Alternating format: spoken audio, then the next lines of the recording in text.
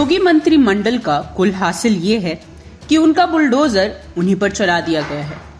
फिलहाल तो उत्तर प्रदेश की सत्ता राजनीति में यूक्रेन और रूस जैसा ही घमासान है। अटल बिहारी वाजपेयी काना स्टेडियम अखिलेश यादव का बनवाया हुआ है। मंत्रिमंडल नरेंद्र मोदी और अमित शाह का बनवाया हुआ।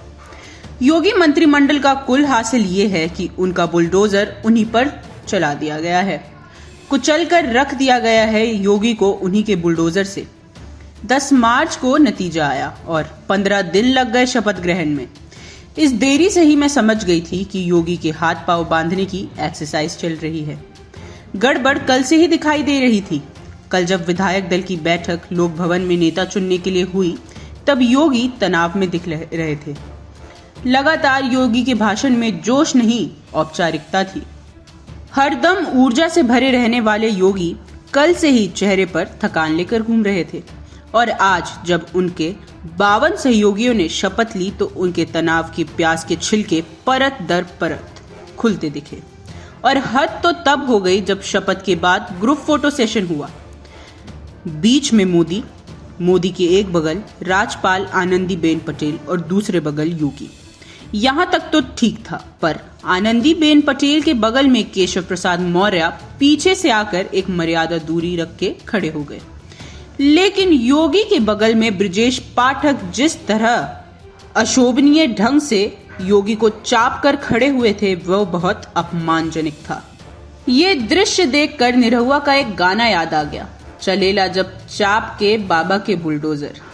ब्रजेश पाठक योगी के बगल में इस कदर चाप कर खड़े हुए कि भूल गए कि वह अपने कैप्टन के बगल में खड़े हैं। इतना कि योगी अपना हाथ भी नहीं उठा पा रहे थे। कम कद वाले योगी ने लंबे कद वाले ब्रजेश पाठक को बगल से सर उठाकर 2 बार भी देखा, पर ब्रजेश पाठक को इसकी बिल्कुल परवाह नहीं थी। जितनी बदतमीजी वो कर सकते थे, अभद्रता के साथ भरपूर करते रहे। इस पर तो योगी का तमतमाता चेहरा एक बार देखकर मुझको लगा कि वह ब्रजेश पाठक को वहीं डपट कर चपट न मार दे। लेकिन योगी ने ऐसा ना कुछ करने के बजाय किसी तरह अपने को संयत किए रहे। फिर अभद्र स्थिति से बचाव के लिए खुद मुड़कर खड़े हो गए।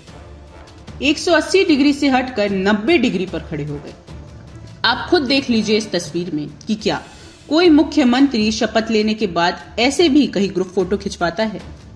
मोदी समेत सब लोग एक दिशा में देख रहे हैं और मुख्यमंत्री योगी अकेले दूसरे दिशा में देख रहे हैं।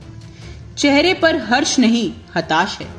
क्या पता आगे ऐसी तस्वीरें और देखने को मिले। जाहिर है ब्रजेश पाठक ने अपने आगे लोगों की ताकत पर योगी को मुख्यमंत्री नहीं, फिलर मान लिया है। आज से ही नहीं, योगी के वे पुराने निंदक भी हैं। केशव प्रसाद मौर्य पहले से ही योगी को अपमानित करने में कोई कसर नहीं छोड़ते हैं। कुछ समय पहले तक जब उनसे पूछा जाता था कि किस के नेतृत्व पर चुनाव लड़ेंगे, तो वो मोदी का नाम लेते थे या फिर कमल के फूल के नेतृत्व पर चुनाव लड़ने की बात करते थे और हर दम माहौल बनाते थे कि योगी अब गए कि तब गए। योगी गए तो नहीं, पर प्रचंड बहुमत पाकर लौटे जरूर। पर क्या वो जानते थे कि जिस बुलडोजर के नाम पे वे विजयी हुए, वही बुलडोजर मोदी और अमित शाह उन्हीं पर चढ़ा देंगे। मैं होती या मेरे समान कोई और अन्य आदमी भी होता तो ऐसे मंत्रिमंडल के साथ शपथ लेने की जगह शपथ लेने से इनकार कर देता या अपने मन मुताबिक मंत्रिमंडल बनाता या सरकार से बाहर रहता। 2017 में योगी ने मुख्यमंत्री न बनने की स्थिति में बगावत का झंडा उठा लिया था। मोदी एंड कंपनी को झुकना पड़ा। तब योगी के साथ बगावत करने के लिए बहुत से विधायक थे, इसलिए योगी की बात मान ली गई थी। फिर जब बीते दिनों में योगी को ताश के पत्ते की तरह फेंटने की कोशिश की, तब योगी ने भी ताश की गड्डी के समान इनकार कर दिया था। इस बार योगी के पास बगावत करने के लिए कुछ नहीं है, क्योंकि इस बार टिकट बांटने में ही उनकी नहीं चली है। जब योगी के पास कुछ नहीं है तो योगी के पास नाथ संप्रदाय की ताकत, गोरखनाथ का योग और गोरख की शिक्षा जरूर है। वनडे मैच खेलने वाले योगी हार जीत के फेरे में नहीं पड़ते हैं। योगी को अपने काम पर इतना भरोसा है कि वह यहां से वहां उठक बैठक करने में यकीन नहीं करते हैं। गोरखपुर में गोरखनाथ मंदिर में ये सब उन्होंने सीखा है।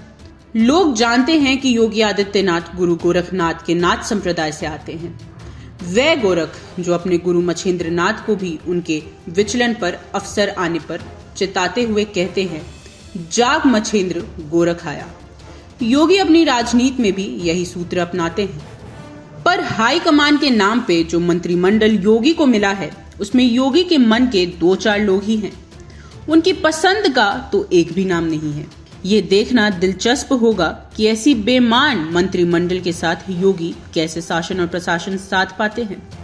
अभी तो योगी मंत्रिमंडल में प्रशासनिक सेवा के सिर्फ अरविंद शर्मा ही नहीं, उत्तर प्रदेश के मुख्य सचिव दुर्गा प्रसाद मिश्रा भी मोदी के सहयोगी रहे हैं। रिटायर होने के एक दिन पहले ही मिश्रा को मुख्य सचिव बनाकर मोदी ने उत्तर प्रदेश के मुख्य सचिव बना दिया था और साल भर का सेवा विस्तार दे दिया था। मतलब मंत्रिमंडल ही नहीं, प्रशासन भी योगी की मनमर्जी नहीं करता है। मुलायम सिंह यादव का पहला कार्यकाल याद आता है, अखिलेश यादव का कार्यकाल याद आता है। मुलायम सिंह जब पहली बार मुख्यमंत्री बने थे भाजपा के सहयोग से, तब काशीराम ने पीएल पुनिया को मुख्यमंत्री का सचिव बनवाकर अपने प्रतिनिधित्व कायम रखा था। मुलायम पर भरपूर नजर रखी थी। पीएल पुनिया मुलायम के लिए कम और काशीराम और मायावती के लिए ज्यादा काम करते थे।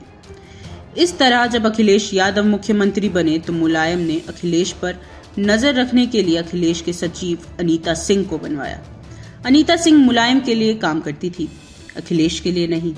अखिलेश को अनुभव भी नहीं था। अब मोदी लगातार योगी के लिए ये सब कर रहे हैं। निरंतर कभी इसी तरह इंदिरा गांधी भी अपने मुख्यमंत्री को इसी तरह से नजर के घेरे में रखती थी। नौरकशाही और मंत्रिमंडल मुख्यमंत्री के मनोमुताबिक नहीं, अपने मनोमुताबिक रखती है। एक नहीं अनेक किस्से हैं। तो अभी मंत्रियों के विभाग बंटवारे और फिर अफसरों के तबादले में योगी की कितनी चलती है, ये देखना दिलचस्प होगा। अफसरों के तबादले में अभी एक नाम सुनील बंसल का आ रहा है। तो अभी योगी चारों तरफ से केकड़ों से घिरे हुए हैं। इन केकड़ों के भरोसे अगर मोदी 2024 में उत्तर प्रदेश में 70-75 सीट जीतने का सपना देख रहे हैं तो अभी से ही सपना टूटा हुआ समझिए। हाँ, योगी के हिस्से में अभी भी शहरों का नाम बदलने और बुलडोजर चलाने के नाम पे शेष है। जाग मछेंद्र गोरख आया, सूत्र भी साथ है। उनके साथ कौन कितना फलदायी साबित होगा ये आने वाला समय ही बताएगा कि कौन रूस है और कौन यूक्रेन। फिलहाल तो उत्तर प्रदेश की सत्ता राजनीति में यूक्रेन और रूस जैसा ही घमासान है। और आप हमसे जुड़े रहने के लिए सब्सक्राइब करें YouTube पर, फॉलो करें Twitter पर और लाइक करें Facebook पर। और ज्यादा जानकारी के लिए आपको टाइप करना होगा सिर्फ न्यूज़ नशा।